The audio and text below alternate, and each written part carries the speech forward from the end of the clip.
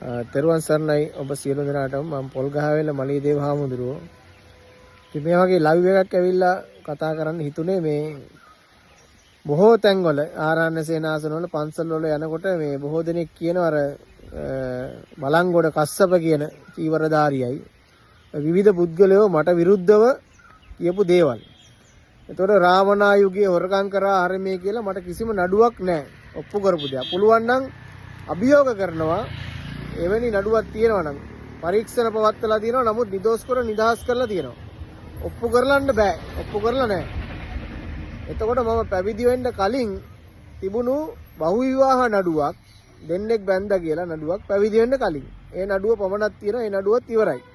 ඒ ඇරෙන්න මට වෙන කිසිම නඩුවක් මේ ලංකාවේ උසාවියකවත් පිටරට උසාවියකවත් නැහැ. ඉතින් ඒකින්ද මේ YouTube වල සරිසරන වීඩියෝ දැකලා ආමුද්‍රවලුත් බය වෙලා ඉන්නවා. ගිහියොත් බය වෙලා ඉන්නවා. මේ ඔක්කොම නිකන් මාව අඟුලිමාල කෙනෙක් කියලා වගේ හිතාගෙන ඉන්න තත්ත්වයක් තියෙනවා. යන හැමතැනකදීම. මං කියන්නේ ඒ ළඟම පොලිසියකට කතා කරලා මෙයා මේ වගේ අපරාධකාරයෙක්ද කියලා කතා කරලා කියන්න. අපි ඕන තැනක සැරිසරනවා. ඕන තැනක ඉන්නවා. ඉතින් තංගල්ලේ මේ වෙනකොට ඉන්නවා. මාතරේ ඉන්නවා. ගාල්ලේ ඉන්නවා. නුවරේ ඉන්නවා. ලංකාවේ හැමතැනම ඉන්නවා. සිවුරෙන් ඉන්නේ. ඒක නිසා මේ ඔය වගේ බොරු දේවල් වලට රැවටෙන්න එපා. ඔය බුද්ධ ආගම රකින්නවා කියලා එක එක දාන. මගේ ගිහි කාලේ ෆොටෝ. මම මොකද ඔය පොඩි කාලේ මහාන වෙලා කණ්ඩ බොන්න නැතුව මහානුණු මිනිහෙක් නෙමෙයි. මම හොඳට ජීවිතේ සැප විඳලා කාලා බීලා විවාහ වෙලා ජපානයේ අවුරුදු 20ක් ජීවත් වෙලා නාවික හමුදාව විදලා රටදැය වෙනුවෙන් යුද්ධෙත් ඉඳපු කෙනෙක්. ඒ ඕන පොලිසියක් මාව කවුද කියන්න දන්නවා. ඕන පොලිසියකට කියන්නත් පුළුවන්. මගේ ගැන පරීක්ෂණ පැවැත්වුවේ තනමල්ලිල පොලිසියේ IP බණ්ඩාර. එතකොට මගේ ගැන අවසාන පරීක්ෂණ පැවැත්වුවේ නිදොස් කර නිදහස් කරේ වැල්ලවායේ උසාවියෙන් නිදොස් කර නිදහස් කියලා මට කියලා තිබ්බ බොරු චෝදනා වලින්. ඒකින්ද YouTube channel වල තියෙන දේවල් වලට ඔය කට්ටිය රැවටෙන්න එපා.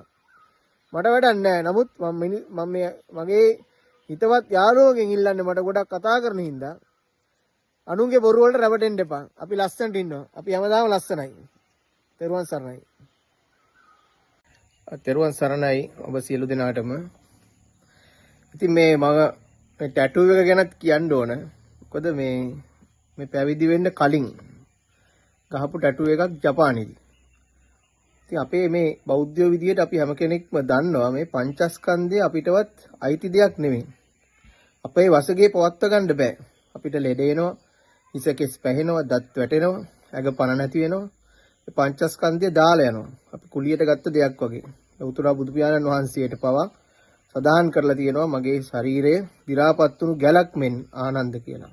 ඉතින් මේ උඩ හැමේ තියෙන ටැටූ එකක් ගැන ආමුදුරුවරුවත් ගිහියෝවත් නිකන් බොරුවට කලබල වෙන්න එපා. ධර්මයේ දන්න කෙනෙක් නම් මේ ටැටූ එකේ නෙමෙයි ධර්මයේ තියෙන්නේ තමන්ගේ හිතේ, මනසේ.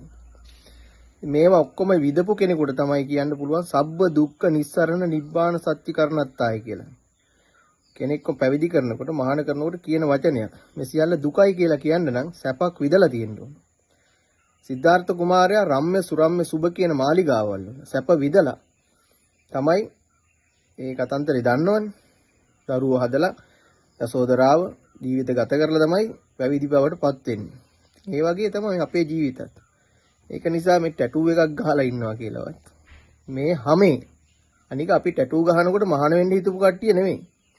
මේවා විවේචනය කරන සමහරක් ආමුදුරුවරු. ආමුන්ට ආමුදුරුවරු කියන්න බෑ ඇත්තටම. NGO හදාගෙන දේශපාලන පක්ෂ පිටවගෙන සිවුරු දාගෙන හම්බ කරන්න ඉන්නේ උන්. උන්ට කියන්නේ නිකන් මිනිස්සුන්ව අවුස්සන බොරු කතා කියන්න එපා. ඇත්ත දන්න මිනිස්සු අපි කවුද කියන්න දන්නවා. අපිට කාගෙන්වත් සල්ලි හම්බ කරන්න ඕනේ නැහැ. මං කවුද මට මොනවද තිබ්බේ සල්ලි මං මොනවද දාලා ආවේ කියන්නේ මම දන්න මිනිස්සු දන්නවා. ඒක නිසා හැම කෙනෙකුටම මම කියන්නේ මේ හාමුදුරු කෙනෙක්ගේ ටැටූ එකක් දැක්ක කියලාවත් බාහිර මිනිහෙක් මයින් එපා. මිනිහෙක් ආශ්‍රය කරන්න. ආශ්‍රය කරලා යාගේ තියෙන දැනුම මොකක්ද කියලා බලන්න. ධර්මය අවබෝධ කරගන්න. සූපත් වේවා.